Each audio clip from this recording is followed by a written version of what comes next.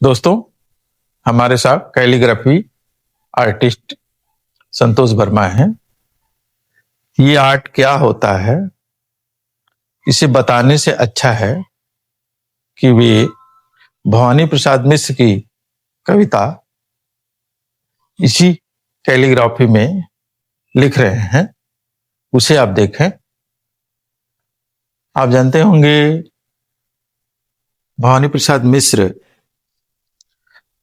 सहज तरीके से बड़ी सी बड़ी बातों को कह देते थे। आपको पता होगा उनकी एक बहुत ही प्रसिद्ध पंक्ति है कि जिस तरह तू बोलता है उस तरह तू लिख।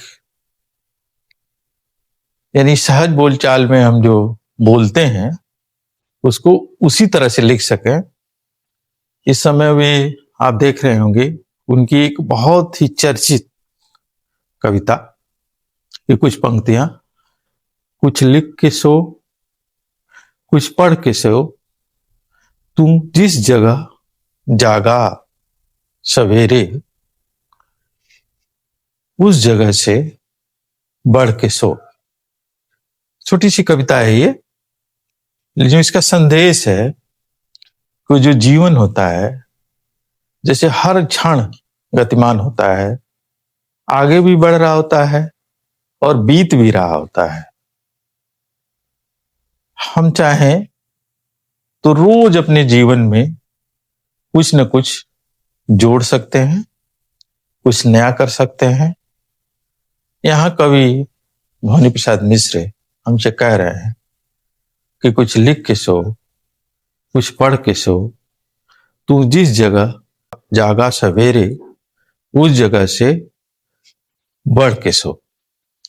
थोड़ी सी बात मैं ये संतोष वर्मा से इस विषय में भी करूंगा कि अभी तो फिलहाल आप देख रहे होंगे लकड़ी की पटरी पर लिख रहे हैं।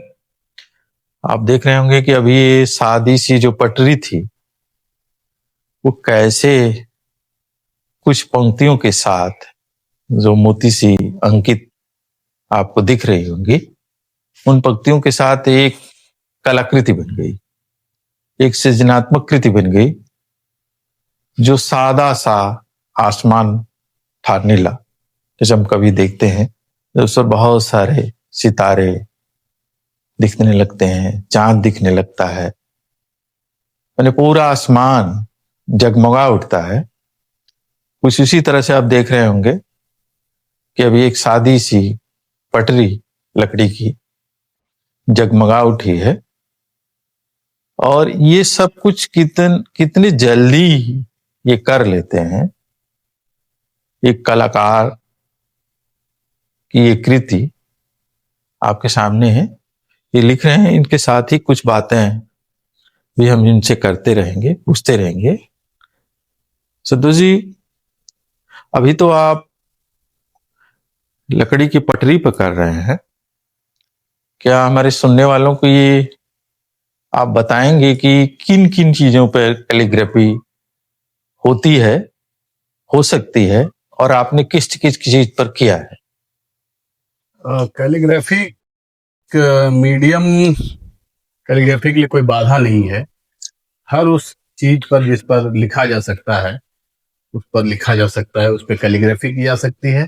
आप देखते होंगे आसमान में उड़ते हुए बादल कितने अस्थिर होते हैं, लेकिन कुछ वायुसेना के जहाज जब उस पर धुआं छोड़ते हैं तो कभी कभी इंडिया, कभी कभी कुछ, कभी कभी तमाम आकृतियां बनाते हैं। That's a way of calligraphy. तो जब आसमान पे लिखा जा सकता है, क्या बात है। तो ये लकड़ी की तख्ती, ये लेदर, ये हैंडी क्राफ्ट का जो हैंडमेड सीट्स हैं, और दीवार, तमाम चीज, पेंट, ब्रश, मिट्टी, लकड़ी, खड़िया, इनेमल, तमाम चीजें हैं। मीडियम की कोई कमी नहीं है, तो मैं हर मीडियम में काम करता हूँ। अच्छा, ये कब से का आप कितने सालों से इस काम को कर रहे हैं? ये तो धीरे धीरे 35-40 साल हो गया जी।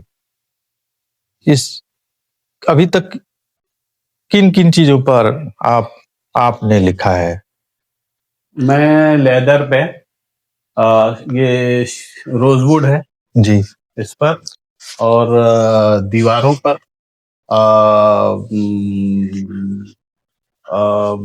हैंडमेड सीट्स पर, कपड़े पर, और जूट जूट मीडियम है, जूट पर लिखता हूँ। जी और बाकी तमाम तरह के पेपर्स जी उन पर, चाहे फ्लोरोसेंट पेपर हो, चाहे A4 पेपर हो, चाहे ब्राउन शीट्स हो, चाहे कोई भी शीट्स हो, जी। वो हर एक पर मिले।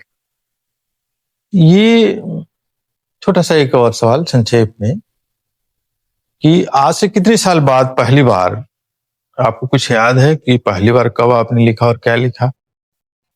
पहली बार तो जैसे आदमी जो कैलीग्राफी की बात करें, तो आदमी जब यंग एज में होता है जी तो अपने दोस्तों को, अपने साथ वालों को किशोरावस्था में प्रभावित करने के लिए खतो किताबत करता है, जी जी इम्प्रेस करने के लिए। जी जी। तो जाहिर है कि उस तरह की जो उम्र होती है उसमें वैसा किया, मोहब्बत के पत्र। जाहिर है। जी जी जी जी। मोहब्बत के खत। हाँ, जी तो उस तरह के फिर इसके बाद जो है जौनपुर से हूँ तो हिंदी भवन में तमाम कार्यक्रम होते रहते थे, जी तो उनके पोस्टर बनाना, जी दीवार वॉल राइटिंग करना प्रचार प्रसार के लिए। और फिर और बड़ा हुआ तो स्कूल कॉलेजेज में जो सर्टिफिकेट, अब हाथ से लिखने का प्रचलन था, तो सर्टिफिकेट वगैरह में लिखता था जी। कैलीग्राफी। और इसी तरह से बढ़ते बढ़ते अब मैं बहुत शुक्रिया जी। संतोष वर्मा जी, आपने हमारे लिए